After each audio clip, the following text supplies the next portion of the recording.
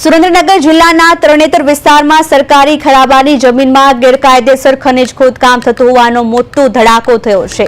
ગ્રામ પંચાયતના સભ્યો વાઘાભાઈ સારદિયા દ્વારા સરકારી જમીનમાં ખોદકામ કરવામાં આવતું હોવાનું સામે આવ્યું છે। આથી તંત્રએ દરોડા પાડ્યા હતા।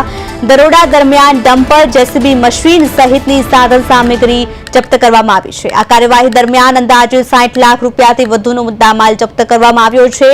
ગેરકાયદેસર ખોદકામનું રેકેટ હવે ગ્રામ પંચાયતના સભ્યો દ્વારા ચલાવવામાં આવતું હોવાના પણ ખુલાસા બાદ તપાસનો ધમધમાટ શરૂ કરવામાં આવ્યો છે। સુરેન્દ્રનગરના તરણેતરમાં સરકારી જમીનમાં ગેરકાયદેસર રીતે ખનન થઈ રહ્યું છે, ત્યારે પંચાયતના સભ્ય પર ગેરકાયદેસર ખનીજ ખોદકામનો આક્ષેપ થઈ રહ્યો છે। સાથે સાથે ડમ્પર અને જેસીબી સહિતના સાધન સામગ્રીને જપ્ત કરાઈ છે। 60 લાખથી વધુ મુદ્દામાલ પણ જપ્ત કરવામાં આવ્યો છે।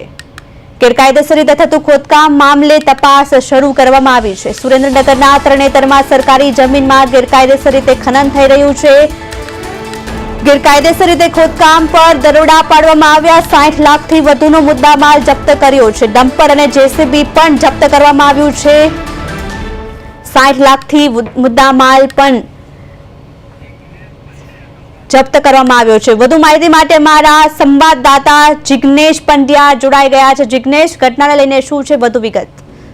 જી, સુરેન્દ્રનગર જિલ્લાના તરણેતર વિસ્તારમાં વ્યાપક પ્રમાણમાં ખનીજની ગેરકાયદેસર પ્રવૃત્તિ ચાલી રહી છે। ત્યારે ખરાબાની સરકારી જમીન ઉપર ગેરકાયદેસર રીતે ખનીજ ખોદકામ થતું હોવાની મોટા ધડાકો થયો છે, જેમાં ગ્રામ પંચાયતના સદસ્ય દ્વારા સરકારી જમીન ઉપર ગેરકાયદેસર ખોદકામ કરવામાં આવ્યાનું સામે આવતા તંત્ર દ્વારા દરોડો પાડવામાં આવ્યો છે અને દરોડા દરમિયાન જેસીબી મશીન સહિતના સાધન સામગ્રી જપ્ત કરવામાં આવ્યા છે। આ કાર્યવાહી દરમિયાન અંદાજે 60 લાખથી પણ વધુનો મુદ્દામાલ તંત્ર દ્વારા જપ્ત કરી અને કાયદેસરની કાર્યવાહી હાથ ધરી છે। ખોદકામના રેકેટમાં હવે ગ્રામ પંચાયતના સભ્યોના પણ નામ સામે આવી રહ્યા છે, ત્યારે ક્યાંક ને ક્યાંક તંત્ર સામે પણ અનેક પ્રશ્નો ઉદ્ભવી રહ્યા છે। જી જિગ્નેશ, કેટલા સમયથી ગેરકાયદેસર રીતે ખોદકામ થઈ રહ્યું છે?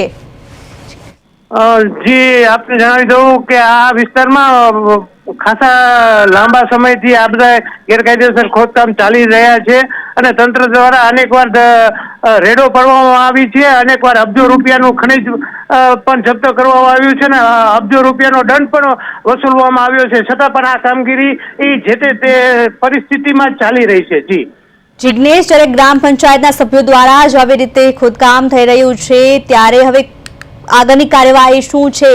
પોલીસ શું પગલાં લેશે? જી, આ ખોદકામ અંગે ખનીજ વિભાગ અને તંત્ર દ્વારા જે જગ્યાએ ખનીજ ખોદકામ કરવામાં આવ્યું છે તે જગ્યાની માપણી કરવામાં આવશે અને તે માપણી બાદ જ ખ્યાલ આવશે કે કેટલો ખનીજ ની ચોરી થઈ છે। તે પ્રમાણે ખનીજ વિભાગ દ્વારા તેમને નોટિસ આપી અને તેમની સામે દંડ વસૂલવાની કાર્યવાહી હાથ ધરવામાં આવશે।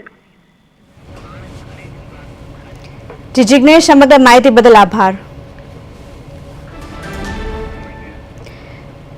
ગ્રામ પંચાયતના સભ્ય પર ખનીજ ખોદકામનો આરોપ લગાયો છે। સરકારી જમીનમાં ગેરકાયદેસર રીતે ખોદકામ પર દરોડા પાડવામાં આવ્યા, જેમાં 60 લાખથી વધુનો મુદ્દામાલ જપ્ત કરાયો છે। ગ્રામ પંચાયતના સભ્ય પર ખનીજ ખોદકામ ગેરકાયદેસર રીતે કરાઈ રહ્યું છે, ત્યારે દરોડા પાડતા 60 લાખથી વધુનો મુદ્દામાલ જપ્ત કરાયો છે। સાથે ડમ્પર અને જેસીબી સહિતના સાધન સામગ્રી પણ જપ્ત કરવામાં આવ્યા છે।